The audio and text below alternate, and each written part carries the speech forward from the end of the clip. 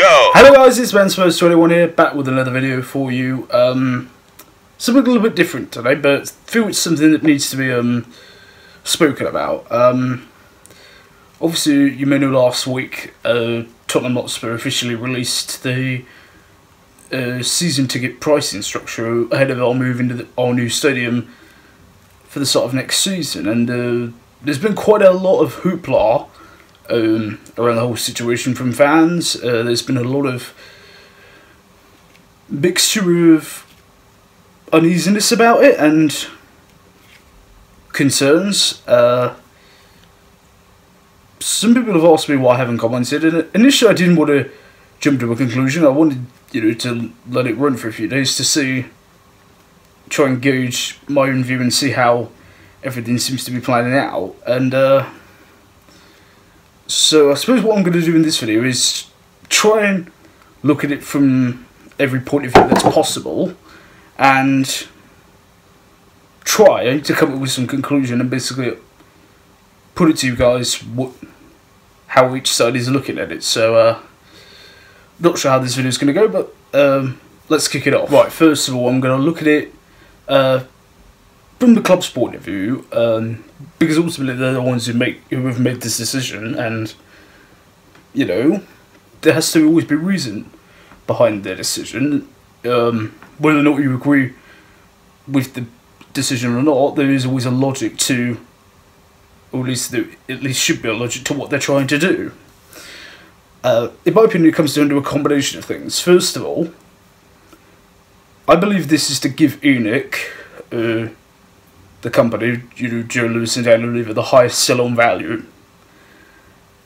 I have always had a suspicion that once a new stadium was built, that ENIC would be looking to find a buyer for them to sell the club on. It's just a feeling that I've always had, and a lot of other people have had it too. I mean, when you look at, if you bear in mind, it's 17 years, I think this month, since ENIC bought the club from Alan Sugar, and if you put the value of when they bought it to now, it's gone up, goodness knows how much, just alone in that time frame, without including all the improvements to, into the squad, into the stadium, into the new training facilities, into everything. Regardless of whether you agree with their business practices or not, they have done a lot. And ultimately, I think this is their end game. So yeah, that's definitely one point I think that is generally to be considered. And as behind the ticket pricing itself, I think that relies on two things. It relies, number one, on them gaining a lot of extra revenue to be able to afford brand new contracts for our big players, which avoids us having to fall into the same syndrome that Arsenal suffered when they moved to the Emirates from Highbury, where they gradually lost the best players one year after the other. I think, I would certainly hope, at least, that is what the aim behind what Levy and Lewis are trying to do. Because, we've got people like Alderweireld, Dele Alli, Eriksen, Lloris, Son, Dembele, who are all reportedly in negotiations with for new deals. So I think that's another key factor behind how they've priced seats in the new stadium. So yeah, that's me looking at it from the club's point of view. Also, if eventually ENIC do sell it, any person or company looking to buy Spurs, in many ways, has nothing to lose. A brand new stadium is fully in place, the best training facility in the world, an amazing squad, an amazing young manager. The infrastructure is all there. There's near enough, and virtually no, very minimal at least, risk, for a new owner coming in, and look at it as a business prospect. I mean, if you guys remember Liverpool owners Tom Hicks and George Gillette, when there was the huge fracas when they took over, and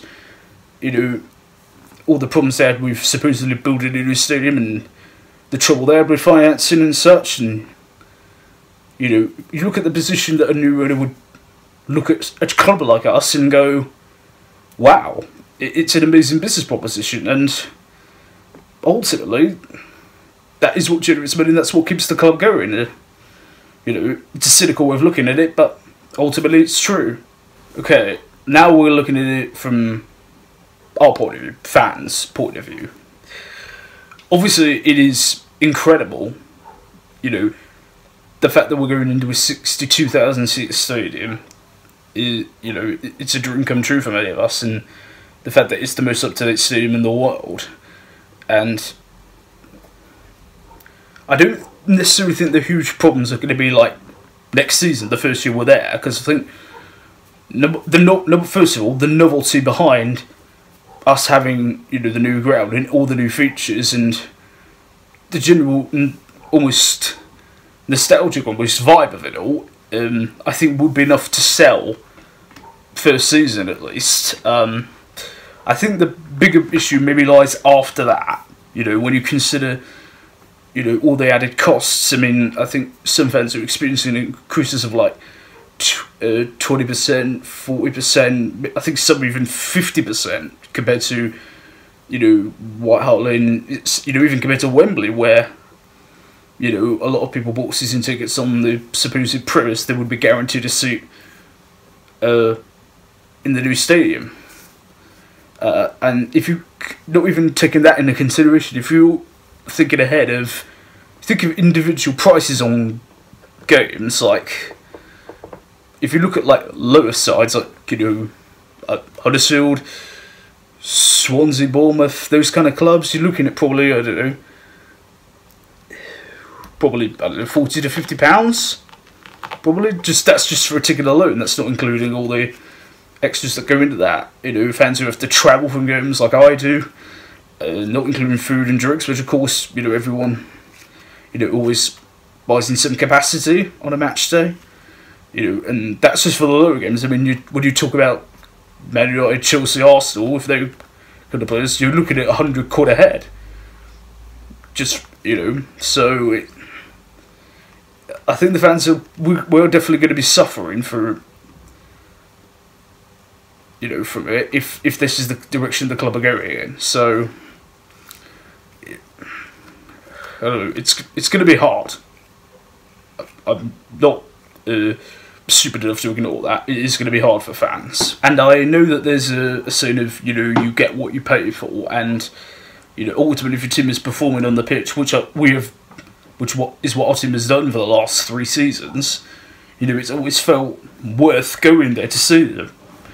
You know, but if the performances levels start to drop off, then, you know, we've seen it this season with Arsenal. I mean, the last 3 home games, I mean, we always jokingly called it the library, but it's literally been, I think we'll have to change the names to the graveyard, because it's been half empty at Arsenal's home games.